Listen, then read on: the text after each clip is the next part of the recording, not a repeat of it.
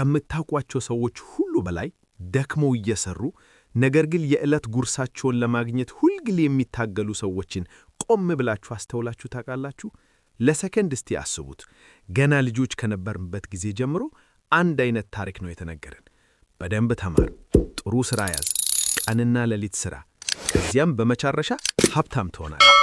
ነገር ግን ይሄ እውነት ቢሆን ኖሮ እያንዳንዱ የግንባታ ሠራተኛ፣ እያንዳንዱ መምህርና እያንዳንዱ ነርስ እስካሁን ሚሊዮነር ይሆኑ ነበር። ሂሳቡ አይገጥምም። እውነታው ግን ዓለም በሁለት የተለያዩ ቡድኖች የተከፈለች መሆኑ ነው። ለገንዘብ የሚሰሩ እና ገንዘብ እንዲሰራላቸው የሚያደርጉ። በእነዚህ ሁለት ቡድኖች መካከል ያለው ልዩነት ዕድል አይደለም። ሌላው ቀርቶ የአእምሮ ብስለት አይኪው እንኳን አይደለም። ልዩነቱ በአእምሮአቸው ውስጥ የሚሰራው ኦፕሬቲንግ ሲስተም ወይም አስተሳሰባቸው ነው። ዛሬ ያንን አሮጌ ሥርዓት እንሰባብራለን። ትምህርት ቤቶች ሆን ብለው የሚደብቋቸውን ሚስጥሮች እናያለን። ምክንያቱም ሥርዓቱ የተነደፈው ሠራተኞችን እንጂ አዛዦችን ለማፍራት አይደለም። ይህ ቪዲዮ እስኪጠናቀቅ ድረስ የሀብታሞችን አስተሳሰብ ለ30 ዓመታት በሥራ ዓለም ውስጥ ከቆዩ ሰዎች በተሻለ ትረዱታላችሁ። በድሮውና በፈረሰው ሕግ መጫወት ሰልችቷችሁ ወደ እውነተኛው ሕግ ለመግባት ዝግጁ ከሆናችሁ አንድ ትንሽ ውለታ ውሉልኝ። ላይክ አድርጉና ሰብስክራይብ በማድረግ ቤተሰብ ሁኑ። ይህም እንዲህ አይነት ቅሬና ያልተበረዙ የገንዘብ እውነቶችን ይዘን እንድንመጣ ይረዳናል። አሁን ወደ መጀመሪያው ትልቅ ሚስጥር እንግባ። ገንዘብ መሳሪያ ነው እንጂ መድረሻ አይደለም። አብዛኛው ሰው ገንዘብን እንደ ግብ ያያል። 1 ሚሊዮን ብር ቢኖረኝ ደስተኛ ሆናለሁ ብሎ ያስባል። ለሀብታሞች ግን ገንዘብ ግብ አይደለም፣ ገንዘብ መሳሪያ ነው። ልክ እንደ መዶሻ አስቡት። መዶሻው በሳጥን ውስጥ ዝም ብሎ ተቀምጦ ከሆነ ምንም ዋጋ የለውም። እውነተኛው ዋጋው ሊገነባ በሚችለው ነገር ላይ ነው። ሀብታሞች እያንዳንዷን ብር እንደ ኢኮኖሚያዊ ወታደር ነው የሚያዩት። እነዚህ ወታደሮች ብቸኛ ተልዕኮ ወደ ውጭ ወጥተው ሌሎች ወታደሮችን ማርከው ወደ ቤት ይዘው መምጣት ነው። አቅምህ ሳይፈቀድ ውድ ጫማዎችን ስትገዛ ወይም ውድ ምግቦችን ስትመገብ ወታደሮችን እየገደልህ ነው። ካፒታልህን ወደ ሟች ውጪ እየቀየርከው ነው። በሌላ በኩል ሀብታሞች ወታደሮቻቸውን በሕይወት ለማቆየትና ሥራ ላይ ለማዋል ይተጋሉ። ካፒታላቸው የኑሮ ወጪያቸውን ለዘላለም መሸፈን እንዲችል ለጥቂቱ ዓመታት በቀላል ኑሮ ለመኖር ፈቃደኛ ናቸው። ሀብታም መሆን ከፈለክ ገንዘብን እንደ መለዋወጫ ማየት ማቆም አለብህ። ይልቁንም የቡና እረፍት ሳይፈልግ በቀን 44 ሰዓት የሚሠራ እንደ ሠራተኛ ማየት መጀመር አለብህ። ንብረት፣ ዕዳ። ይህ በፋይናንስ ውስጥ ወደ ትልቁ ልዩነት ያመጣናል። ንብረት እና ዕዳ። ትምህርት ቤት ውስጥ ውስብስብ ሂሳብ አያያዝ ምርቱም ሊሰጡ ይችላሉ። ነገር ግን በእውነተኛው ዓለም ነገሩ በጣም ቀላል ነው። ንብረት ወደ ኪስህ ገንዘብ የሚያስገባ ነው። ዕዳ ደግሞ ከኪስህ ገንዘብ የሚያወጣ ነው። አብዛኛው መካከል ገቢ ያለው ማህበረሰብ ዕድሜ ልኩን ንብረት መስሎ ዕዳ ሲገዛ ይኖራል። ትልቁ ምሳሌ የምትኖርበት ቤት።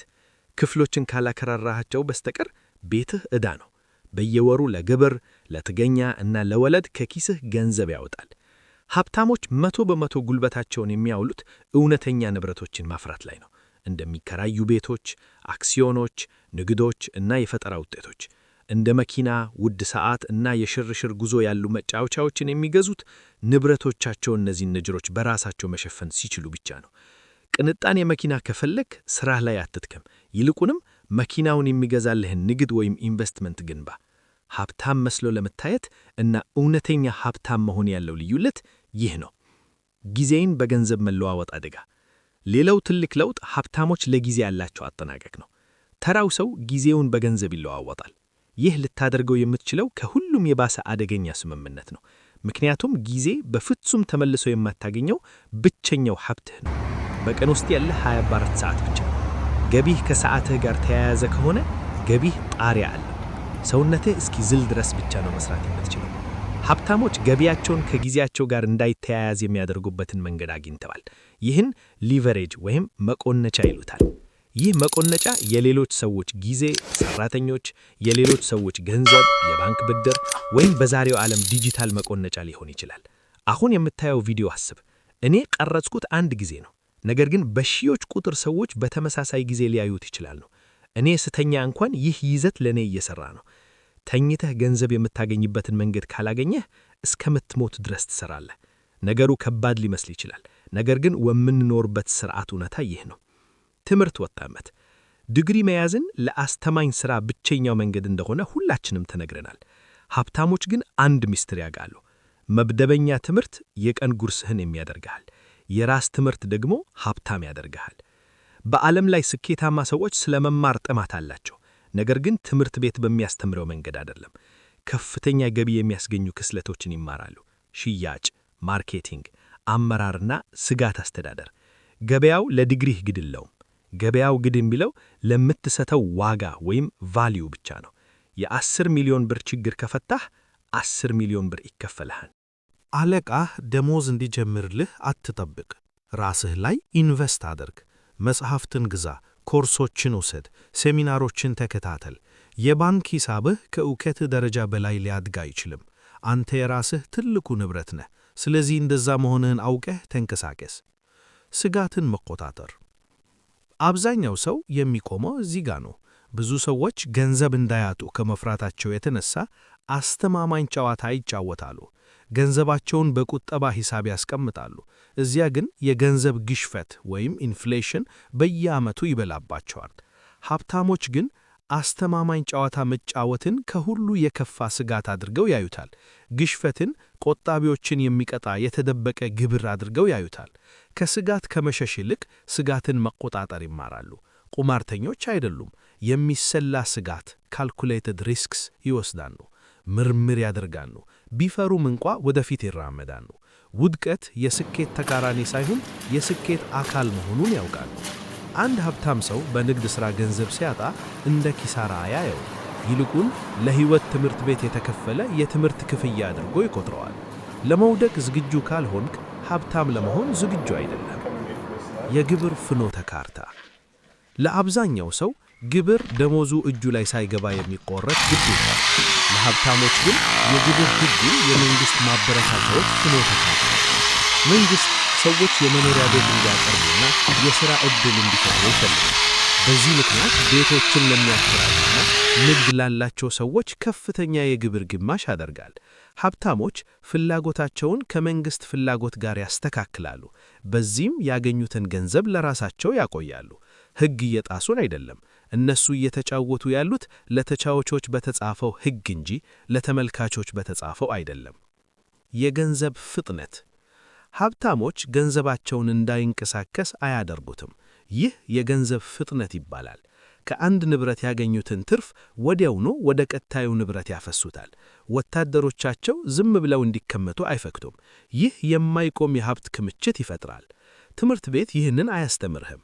ምክንያቱም ኢኮኖሚው የሚመካው እነዚህን ሕጎች በማይረዱ ሠራተኞች ላይ ነው። አንተ ግን የዚያ ሥርዓት ሰለባ መሆን የለብህም። ተጠቃሚ መሆንህን አቁመህ አምራች መሆን ትችላለህ። አስተሳሰብልን መቀየር እስካሁን ያደረግከው ሁሉ ሥራ ከባዱ ነው። ነገር ግን የነጻነትህ ዋጋ እሱ ነው። መደመጫ። ምርጫው ያንተ ነው። እስከዚህ ድረስ ቃያችሁ በውስጣችሁ ያጥማት አለ ማለት ነው። ይህ ከ10 ደቂቃ በኋላ የምትረሱት ሌላ ተራ ቪዲዮ እንዲሆን አትፈቅዱ። ዛሬ ካነሳናቸው ነጥቦች አንዱን ምረጡና በዚህ ሳምንት ተግባራዊ ማድረግ ጀምሩ። ጎንዮሽ ሥራ ጀምሩ። መጽሐፍ ግዙ፣ ወይም ወታደሮቻችሁ የት ላይ እየባከኑ እንደሆነ አስተውሉ። ሥርዓቱ የተገነባው አንተ ለገንዘብ እንድትሠራ ነው። ነገር ግን ገንዘብ ለአንተ የሚሠራበትን ሕይወት መገንባት ያንተ ምርጫ ነው። አንድ ግልጽ ጥያቄ ልጠይቃችሁ። ከ5 ዓመት በኋላ ራሳችሁን የት ታያላችሁ? አሁንም በዚያው የሩጫ ሜዳ ውስጥ ነፃነታችሁን በጥቂት ብር እየሸጣችሁ፣ ወይንስ ሕይወቱን የተቆጣጠረ ሰው ትሆናላችሁ? ያስታውሱ፣ ሀብታም መሆን ተአምር አይደለም፣ ውሳኔ ነው።